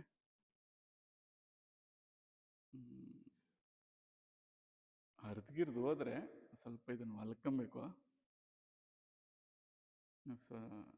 ನಾನು ಸ್ವಲ್ಪ ಬೇಗ ಹೋಗೋನಿದ್ದೀನಿ, ನೀನು ಬರುವಾಗ ಸೂಜಿ ಒಂದು ತಗೊಂಬ. ನಾನು ಸ್ವಲ್ಪ ಬೇಗ ಹೋಗೋನಿದ್ದೀನಿ, ನೀನು ಬರುವಾಗ ಎಲ್ಲಿಗೆ? ಅದೇ ಸತ್ತ ಮೇಲೆ ಎಲ್ಲ ಎಲ್ಲಿಗೆ ಹೋಗ್ತಾರೋ ಅಲ್ಲಿಗೆ, ಅಲ್ಲಿ ಭೇಟಿ ಆಗೋಣ. ಸರಿ, ನಂಗೆ ಜಾಸ್ತಿ ಬೇಡ, ಒಂದೇ ಒಂದು ಸೂಜಿ ತಗೋ. ಅಧಿಕಾರತ್ವ ಕೆಳಗಿದ್ದಾಗ ನೆನ್ನೆ ಮಾತನಾಡ್ತಾ ಇದ್ವಿ, ಏನಪ್ಪ ಎಷ್ಟು ಸರಳವಾಗಿ ಹೇಳ್ತಾ ಇದ್ದೀವಿ, ಭಾಳ ದೀರ್ಘವಾಗಿ ಆಗ್ತಾ ಇದೆ ಅಂದರೆ, ಗುರುಗಳೇ ಆ ಸರಳವಾಗಿರೋದೇ ಕಷ್ಟ ಆಗ್ತಾ ಇದೆ ಅಂದರು. ಮತ್ತೆ ಆಮೇಲೆ ಇನ್ನೂ ಸರಳ ಮಾಡಬೇಕಾಗಿದೆ. ಹಾಗಾದ್ರೆ ಈಗ ತಪ್ಪು ತಿಳುವಳಿಕೆನ ಸರಳ, ಈಗ ತಪ್ಪು ತಿಳುವಳಿಕೆ ಮತ್ತೆ ಮತ್ತೆ ಮೆತ್ಕೋತದೆ ಅಂದ್ರೆ ಅದಕ್ಕೂ ಇನ್ನೂ ಸರಳ ಮಾಡ್ಕೋಬೇಕು. ಈ ಥರದ ನಿರಂತರವಾಗಿ ಇವನ್ನ ಜಪಮಣಿ ಅಂತೀವಿ, ಇದನ್ನು ಜಪಿಸ್ತಾ ಇರಬೇಕು. ಯಾವ ಮಂತ್ರ?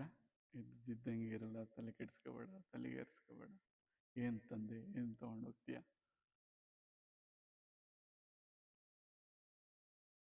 ಆಗ ಸ್ವಲ್ಪ ತಿಳುವಳಿಕೆ ಕಡೆ ಬರ್ತೀಯ ಅಂತ. ಅಧಿಕಾರತ್ವ ಅವನತ್ವಕ್ಕೆ ಏರಿದ್ರೆ ಎಷ್ಟು ಸರಳವಾಗಿದೆ ಇದೆಲ್ಲ.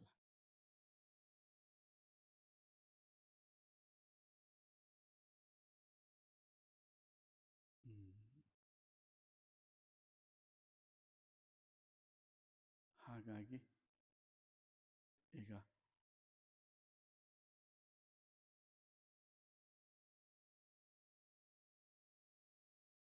ನಿಜವಾಗಿ ಏನಾದರೂ ಮಾಡಬೇಕು, ಮಾಡೋದು ಒಂದೇ ಮಾರ್ಗ ಅನ್ನೋದಾದರೆ, ಯಾವ ಸ್ಥಾನದಲ್ಲಿ ನಿಂತರೆ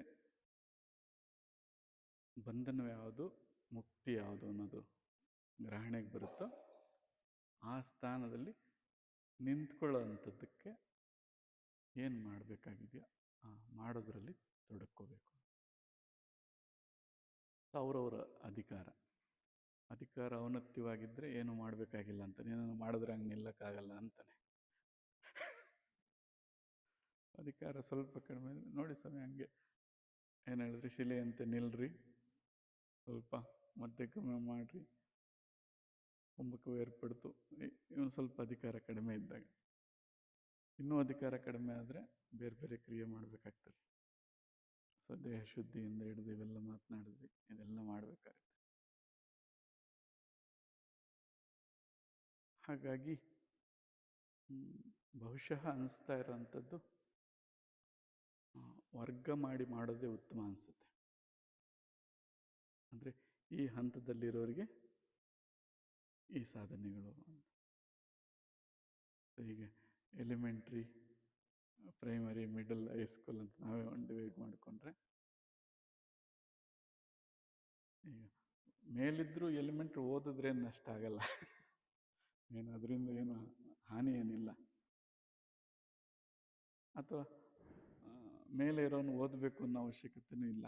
ಅವಶ್ಯಕತೆ ಅನ್ನಿಸ್ತಾ ಖಂಡಿತವಾಗ್ಲೂ ನಾನಿನ್ನೂ ಅಲ್ಲಿಗೆ ಹೋಗಿಲ್ಲ ಅಂತ ಇದನ್ನೆಲ್ಲ ಮಾಡ್ಬೋದು. ಅವು ಭಾಳ ದೀರ್ಘವಾಗಿದ್ದಾವೆ. ಬಹುಶಃ ಸಭೆಯಲ್ಲಿ ಅದನ್ನು ಪ್ರಸ್ತಾಪ ಮಾಡೋದಕ್ಕೆ ಕಷ್ಟ ಆಗ್ತಾ ಇದೆ. ನಾವು ಅಂದ್ಕೊಂಡಿದ್ವಿ ಅದನ್ನು ಪ್ರಸ್ತಾಪ ಮಾಡ್ಬೋದು ಅಂತ. ಈಗ ಒಂದು ತ್ರಾಟಕ ಕ್ರಿಯೆಯನ್ನು ತೋರಿಸ್ಬೇಕು ಅಂದರೆ ಅದಕ್ಕೆ ಸಲಕರಣೆಗಳು ಬೇಕು. ಸೊ ಪ್ರತ್ಯೇಕವಾದ ಇನ್ವಿಜಿಲೇಷನ್ಗೆ ಏನಂತೀರಿ, ವಿಚಾರಣೆ, ಮೇಲ್ವಿಚಾರಣೆ ಇರಬೇಕು. ಹೇಗೆ ಮಾಡ್ತಾ ಇದ್ದಾನೆ, ಹೇಗೆ ಮಾಡ್ತಾ ಇದ್ದಾನೆ, ಸೊ ಅದು ಸರಿಯಾದ ರೀತಿಯಲ್ಲಿ ಆಗ್ತಾ ಇದೆಯಾ, ಆ ಸೂಪರ್ವಿಷನ್ ಇದ್ದರಷ್ಟೇ ಅದು ಸಾಧ್ಯ ಆಗ್ತದೆ. ಬಹುಶಃ ಒಂದು ಪ್ರತ್ಯೇಕವಾದ 3 ದಿನದ ಶಿಬಿರ ಆದರೆ ಅದು ಆ ಸಾಧ್ಯತೆ ಇದೆ. ಅದಕ್ಕೋಸ್ಕರನೇ, ಆ ಕ್ರಿಯೆಗೋಸ್ಕರನೇ. ಸೊ ಎಂದಾದರೂ ಸಾಧ್ಯ ಆದರೆ ಅದನ್ನು ಮಾಡೋಣ. ಇಲ್ಲ ಅಂದರೆ ಅದಕ್ಕೆ ಸಂಬಂಧಪಟ್ಟಾಗ ವಿಡಿಯೋಸ್ ಮಾಡಿದ್ರೆ ಮೋಸ್ಟ್ಲಿ ಅದು ಕೂಡ ಸಾಧ್ಯ ಆಗ್ಬೋದು. ಆದರೆ ವಿಡಿಯೋಸ್ ನೋಡಿ ಮಾಡಿದ್ರೆ ತಪ್ಪಾಗಿ ಮಾಡ್ಕೊಳ್ಳೋ ಸಾಧ್ಯತೆ ಕೂಡ ಇದೆ. ಪ್ರಮಾಣ ಪರಿಣಾಮಗಳ ಏರುಪೇರಾಗ್ಬೋದು. ಅದನ್ನು ಅಲ್ಲಿ ಪ್ರಸ್ತಾಪಿಸ್ಬೇಕಾಗ್ತದೆ. ನೋಡೋಣ, ಅದನ್ನು ಅದೇ ಥರ ಮಾಡೋದು ಒಳ್ಳೆಯದು ಅನಿಸುತ್ತೆ.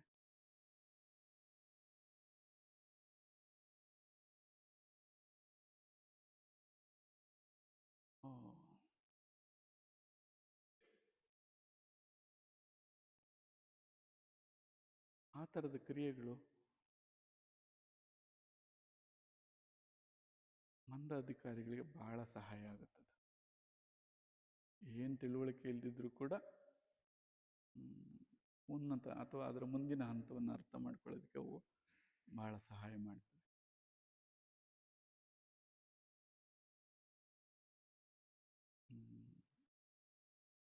ನೋಡೋಣ, ಅದನ್ನ 3 ದಿನದ ಶಿಬಿರ ಮಾಡ್ಬೋದು ಅಥವಾ ವಿಡಿಯೋ ಮಾಡಬಹುದು. ಇನ್ನು ಎಲ್ಲದಕ್ಕೂ ಅದರದೇ ಆದಂಥ ನಿನ್ನೆ ಗುರು ಯಾಕೆ ಬೇಕು ಅಂತ ಮಾತನಾಡ್ತಾ ಅದನ್ನು ಸಾಕಷ್ಟು ಸಲ ಪ್ರಸ್ತಾಪಿಸ್ತಾ ಇದ್ದೀವಿ. ಹದ ಅನ್ನೋ ಒಂದು ಪ್ರಕ್ರಿಯೆ ಇದೆ. ಹದ ಬಹಳ ಸಮೀಪವಾಗಿರುವಂಥ ಉದಾಹರಣೆ ಅಂದರೆ, ಹಾಲನ್ನು ಹೆಪ್ಪಾಕಿ ತುಪ್ಪ ಮಾಡುವಂಥ ಪ್ರಕ್ರಿಯೆ. ಅಲ್ಲಿ ಆ ಹದ ಅನ್ನೋ ಪದ ಬಳಸಿದ್ರೆ, ಮೊದಲನೇ ಹದ ಪಾತ್ರೆಯನ್ನು ಶುದ್ಧ ಮಾಡುವಂಥದ್ದು. ಹಾಲು ಕರ್ಕೋತೀವಲ್ಲ ಅದನ್ನು, ಆ ಪಾತ್ರೆ ಅಶುದ್ಧವಾದರೆ ಅದರಲ್ಲಿ ಕರೆದ ಹಾಲು ಏನಾಗ್ತದೆ? ಕೆಟ್ಟೋಗ್ತದೆ. ಹಾಗಾಗಿ ಮೊದಲನೇ ದಿನದ ಪ್ರಸ್ತಾಪದಲ್ಲಿ ಏನು ಹೇಳಿದ್ವಿ? ಸ್ಥೂಲ ಅಥವಾ ಮಾಂಸ ಶರೀರವನ್ನು ಮಂತ್ರ ಶರೀರವನ್ನಾಗಿ ಮಾಡಬೇಕು ಅಂತ ಹೇಳ್ತಾ ಇದ್ವಿ. ಅಥವಾ ಈ ದೇಹವನ್ನು ಕೂಡ ಆಹಾರದ ಮೂಲಕ ಸಜ್ಜುಗೊಳಿಸಬೇಕು, ಸರಿಯಾದ ರೀತಿಯಲ್ಲಿ ಇದನ್ನು ಸತ್ವ ಪೋಷಣೆ ಆಗಬೇಕು, ಸರ್ವಧಾತುಗಳು ಪೋಷಣೆ ಆಗಬೇಕು ಮೊದಲನೇ ಹಂತದಲ್ಲಿ. ಹಾಗಾಗದೆ ಹೋದರೆ ಸಾಧನೆ ತೀವ್ರವಾದರೆ ಅದಕ್ಕೆ ತಾಮಸ ಸಾಧನೆ ಅಂತ ಕರಿತೀವಿ. ಅಂದರೆ ಶರೀರ ಸಹಕರಿಸೋದಿಲ್ಲ, ಆದರೆ ಸಾಧನೆ ಮಾತ್ರ ತೀವ್ರವಾಗಿರೋ ಸಾಧನೆಯನ್ನು ಆಯ್ಕೆ ಮಾಡ್ಕೊಂಡಿರ್ತೀವಿ. ಅದಕ್ಕೆ ತಾಮಸ ಸಾಧನೆ ಅಂತ ಕರೀತಾರೆ. ತಾಮಸ ಸಾಧನೆಗೆ ತಲೆನೋವು ಅಂತ. ತಾಮಸ ಸಾಧಕನಿಗೆ ತಲೆನೋವು. ಅವನಿಗೆ ಶರೀರದಲ್ಲಿ ಬೇರೆ ಬೇರೆಯಾಗಿ ಬಾಧೆಗಳು ಕಾಡ್ತವೆ ಅವನಿಗೆ. ಯಾಕಂದ್ರೆ ಸಹಕರಿಸದೇ ಇರೋದ್ರಿಂದ. ನಾನು ಒಳ್ಳೆ ಸಾಧನೆ ಮಾಡ್ತಾ ಇದ್ದೀನಿ, ಕುಳಿತುಕೊಂಡ್ರೆ ಬೆನ್ನೋವು ಬರ್ತದೆ, ತಲೆಯೆಲ್ಲ ನೋಯ್ತದೆ, ಬೇರೆ ಬೇರೆ ಥರದ ನೋವುಗಳನ್ನ ಅಭಿವ್ಯಕ್ತಪಡಿಸ್ತಾರೆ. ಅಥವಾ ನಿನ್ನೆ ಪ್ರಸ್ತಾಪ ಮಾಡಿದಂಥ ಪಾಪ ಪುರುಷ ಆ ಅನುಭವ ಆಗ್ತಾ ಇದೆ. ಸೊ ಇದೆಲ್ಲ ಕಾರಣ ಘಟ ಇನ್ನು ಶುದ್ಧಿ ಆಗಿಲ್ಲ. ಸೊ ಮೊದಲೇನು ಮಾಡ್ಬೇಕಂತ ಇದನ್ನ ಶುದ್ಧ ಮಾಡಬೇಕು. ಎಷ್ಟು ಶುದ್ಧ ಮಾಡಬೇಕು ಅಂತ ಹೇಳ್ತಾರೆ ಅಂದರೆ, ಇನ್ನೆಂದಿಗೂ ಅದು ತೊಳೆಯುವಂಥ ಕೆಲಸನೇ ಬರಬಾರ್ದು ಅಂತ. ತೊಳಿತಾ ಅದು ಅಷ್ಟು ಶುದ್ಧ ಆಗೋಗ್ಬೇಕು, ಬಂಗಾರವಾಗಿ ಹೋಗ್ಬೇಕು ಅಂತ. ಸೊ ಈಗ ಅದರಲ್ಲಿ ಹಾಲು ಕರೀಲಿಕ್ಕೆ ಕರೆದ್ರೆ ಅದನ್ನು ಇಡ್ಲಿಕ್ಕೆ. ಈಗ ನಮ್ಮ ಹಸು ಏನು ಕೊಟ್ಟಿದೆ? ಒಂದಷ್ಟು ಹಾಲು ಕೊಟ್ಟಿದೆ.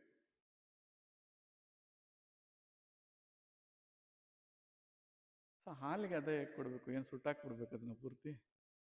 ಏನಾಗ್ತದೆ? ಕಮರು ಹೋಗ್ತದೆ.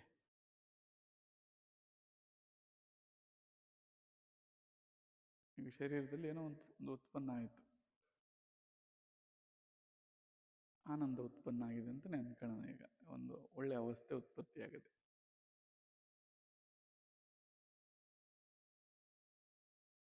ಇದು ಚೆನ್ನಾಗದೆ, ಇನ್ನು ನಾನೇನು ಮಾಡೋದು ಬೇಕಾಗಿಲ್ಲ, ಏನು ತಿನ್ನೋದು ಬೇಕಾಗಿಲ್ಲ, ನಾನು ಸದಾ ಹಿಂಗೆ ಇದ್ಬಿಡ್ತೀನಿ ಅಂತ ನಿರಾಹಾರಿ ಆದರೆ ಏನಾಗ್ತದೆ? ಇದು ಕಮರು ಹೋಗ್ತದೆ. ಇದೇ ಕಮರು ಹೋದ್ಮೇಲೆ ಇನ್ನು ಮತ್ತೆ ಮುಂದಿನ ಪಡಿಬೇಕಾದಂಥ ಏನಂತಾರೆ ಫಲಿತ ಸಿಗೋದಿಲ್ಲ, ಕಮರು ಹೋಯ್ತಲ್ಲಿ. ಹಾಗಂತ ಕಾಯಿಸ್ತೇನೆ ಇದ್ರೆ ಹಸಿಗೇನಂತೀರ? ಅಲ್ಲ, ಸೀದೋಗೋದು ಬೇರೆ, ಇನ್ನೊಂದು ಕಾಯಿಸ್ತಾ ಇದ್ದಾಗ ಅದು ಕೆಡ್ತದೆ. ಸೊ ಎಷ್ಟು ಹದಕ್ಕೆ ಕಾಯಿಸ್ಬೇಕು? ಅಷ್ಟು ಹದಕ್ಕೆ ಕಾಯಿಸ್ಬೇಕು. ಶರೀರ ದಂಡನೆ ಅಂತ ಬಂದಾಗ ಅಥವಾ ಸಾಧನೆ ಅಂತ ಬಂದಾಗ ಎಷ್ಟು ಮಾಡ್ಬೇಕಂತೆ? ಅಷ್ಟೇ. ಸೀದೋಗ್ಬಾರ್ದು, ಹಸಿಯಾಗೂ ಇರಬಾರ್ದು. ಸೊ ಎಲ್ಲರೂ ಆಸನಗಳು ಮಾಡ್ತೀವಿ, ಪ್ರಾಣಾಯಾಮ ಮಾಡ್ತೀವಿ, ಏನೇನೋ ಮಾಡ್ತೀವಿ. ಏನಾಗುತ್ತೀಗ?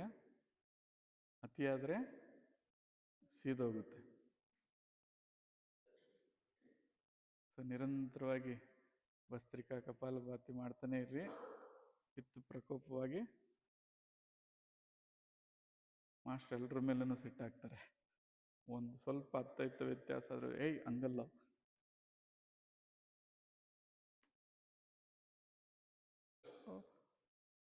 ಕೋಪವಾಗಿ ವ್ಯಕ್ತ ಆಗ್ತದೆ ಅದು. ಸೊ ತಾಳ್ಮೆ ಏನಾಗ್ತದೆ? ತಾಳ್ಮೆ ಮರೆಯಾಗ್ತದೆ. ತಾಳ್ಮೆ ಮರೆಯಾದರೆ ಆಲಿಸುವಿಕೆ ನಾಪತ್ತೆ ಆಗ್ತದೆ.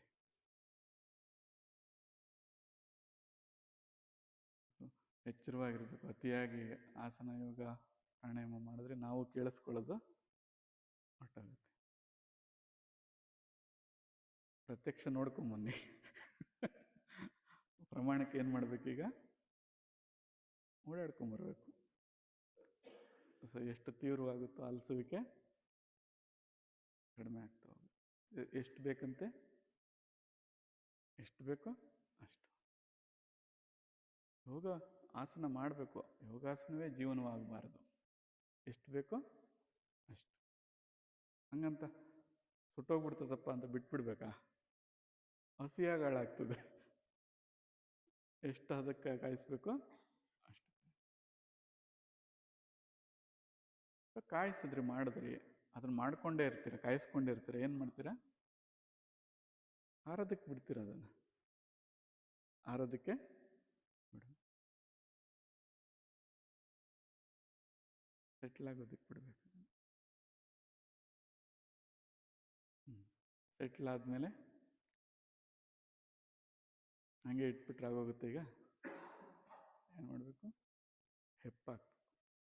ಯಾವುದನ್ನು ಹಾಕಿದ್ರೆ ಹಾಲು ಮೊಸರಾಗುತ್ತೋ, ಯಾವುದರಿಂದ ಕೀಟವು ಭ್ರಮರವಾಗ್ತದೋ, ಭ್ರಮರ ಕೀಟ ನ್ಯಾಯವತ್ತಂತಾರೆ. ಅಂದರೆ ಈ ಭ್ರಮರ ಏನು ಮಾಡುತ್ತೆ? ಗೇಣು ಹಾಕೋವಳು ಕೀಟ, ಅದು ಗೇಣು ಹಾಕ್ಕೊಂಡು, ಹಳ್ಳಿಗರಿಗೆಲ್ಲ ಗೊತ್ತಿರುತ್ತೆ. ಅದನ್ನ ಎಳ್ಕೊಂಬಂದು ಒಂದು ಸ್ವಲ್ಪ ಅನಸ್ತೇಶಿಯ ಥರ ಇಂಜೆಕ್ಷನ್ ಕೊಡ್ತದೆ. ಅದು ಎಷ್ಟಿರ್ತದಪ್ಪ ಅಂದರೆ, ಇದು ಸಾಯಲೂಬಾರ್ದು, ಬದುಕಲೂಬಾರ್ದು. ಬದುಕಿದ್ರೆ ತನ್ನ ಅಸ್ತಿತ್ವ ಸಾಗಿಸ್ತದೆ, ಸತ್ತರೆ ಆ ಒಳಗಡೆ ಹಾಕಿದಂಥ ಮೊಟ್ಟೆ ಅದು ಬೆಳೆಯಲ್ಲ.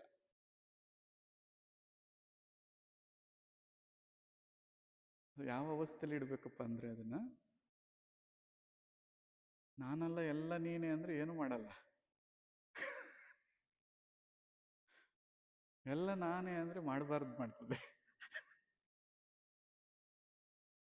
ಸೊ ಅದು ಆ ಅವಸ್ಥೆಯಲ್ಲಿ ಆ ಭ್ರಮರ, ಆ ಗುರು ಬಂದು ಮಾಡ್ಬೇಕದನ್ನ. ಸೊ ಎಲ್ಲ ನೀನೇ ಅಂದ್ರೂ ತಟಸ್ಥವಾಗ್ತದೆ, ಎಲ್ಲ ನಾನೇ ಅಂದ್ರೂ ಹಾಳಾಗ್ತದೆ.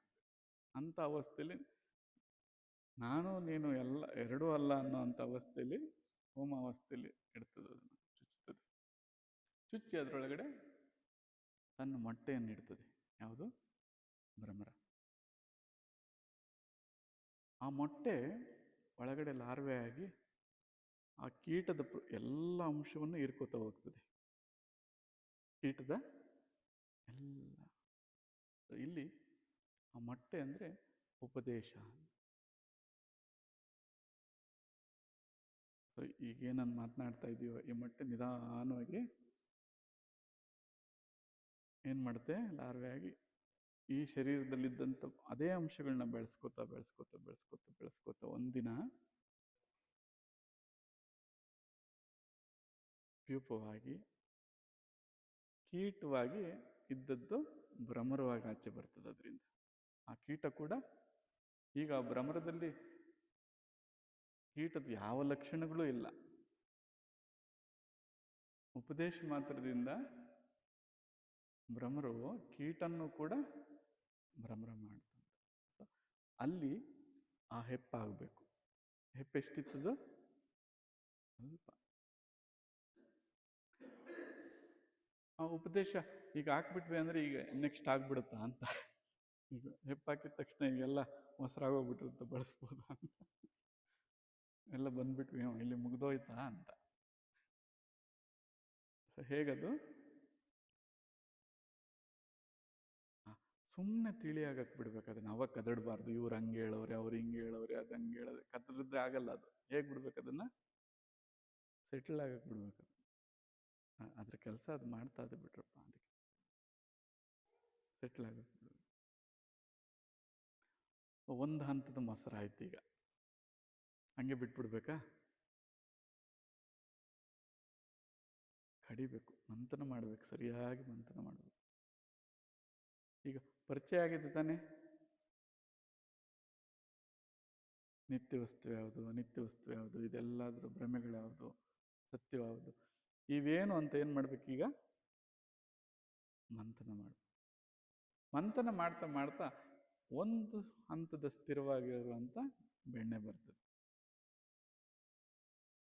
ಆ ಬೆಣ್ಣೆ ಬಂದ ತಕ್ಷಣ ಗುರುತಿಸ್ಬೇಕು.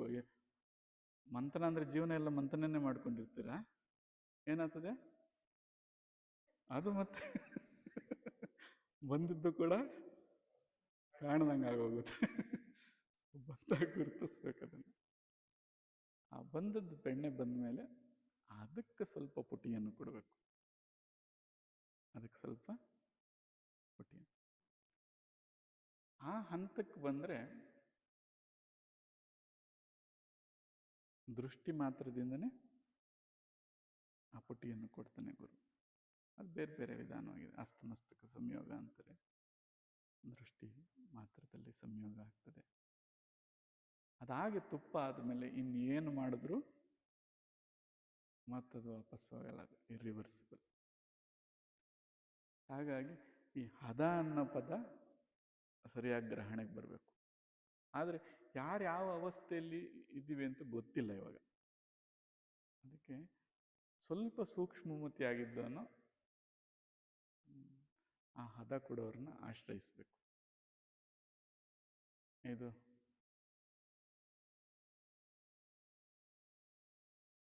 ಅಹಂಕಾರದ ಅಥವಾ ಆಗುತ್ತೋ ಆಗಲ್ಲೋ ಅನ್ನೋ ಪ್ರಶ್ನೆ ಅಲ್ಲ. ಯಾವ ಹಂತದಲ್ಲಿ ಬೇಕಾದರೂ ನೀನು ಅದ್ಭುತವಾದ ಆಗೋದನ್ನ ಕಳ್ಕೊಳ್ಳೋ ಸಾಧ್ಯತೆ ಇದೆ. ಅದಕ್ಕೋಸ್ಕರ ಈ ವಿಧಾನವನ್ನು ಕಲಿತವ್ರನ್ನ ಆಶ್ರಯಿಸ್ಬೇಕು ಅಂತ. ನಾನೇ ಮಾಡ್ಕೊಳಕ್ಕಾಗಲ್ವಾ ಅಂತ. ಅದು ಹಾಗಲ್ಲ ಅಂತ. ಯಾರನ್ನ ಆಶ್ರಯಿಸ್ಬೇಕು? ಈ ವಿಧಾನ ಕಲ್ತಿರೋರ್ನ. ಎಲ್ಲಿ ಹದ ಕೆಡ್ದಾಗೆ ಸಹಾಯ ಮಾಡಬಲ್ರು. ಅದಕ್ಕೋಸ್ಕರ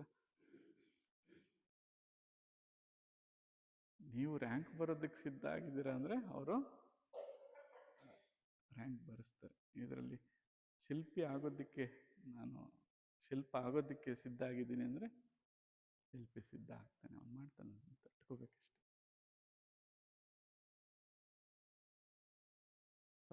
ಅದರಿಂದ ಕಾರಣಗುರು ಇದ್ದಾಗ ನೀವೇ ಓದೋರಾದರೂ ಕೂಡ, ನೀವೇ ಮಾಡೋರಾದರೂ ಕೂಡ ಯಾವ ಸಂದರ್ಭದಲ್ಲಿ ಏನು ಮಾಡಬೇಕು ಅನ್ನೋದನ್ನು ಈತ ತಿಳಿಸ್ಕೊಡ್ತಾರೆ.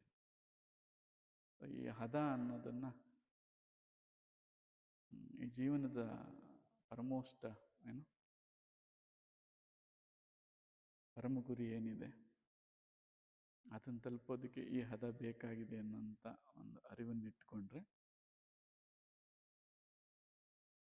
ಸರಳವಾಗಿ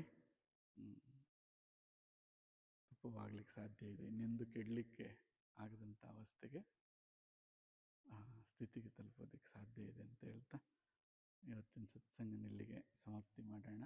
ಇದಾದಮೇಲೆ ಆಫ್ ಸೆಷನ್ ಕೆಳಗಡೆ ಸ್ವಲ್ಪ ಹೊತ್ತು ಮುಂದುವರ್ಸೋಣ. ಆಗಲಿಪ್ಪ. ಶಾಂತಿ ಮಂತ್ರನ ಹಾಡ್ತಾ ಸಮಾಪ್ತಿ ಮಾಡೋಣ.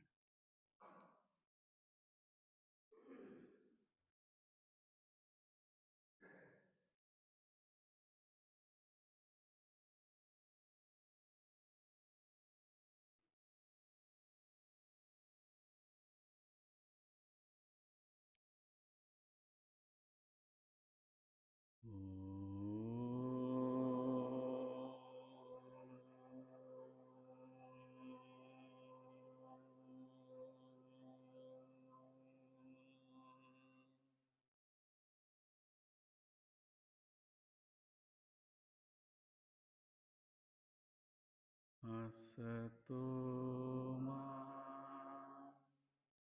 सद्गमय तमसो मा ज्योतिर्गमय मृत्योर्मा अमृतंगमय।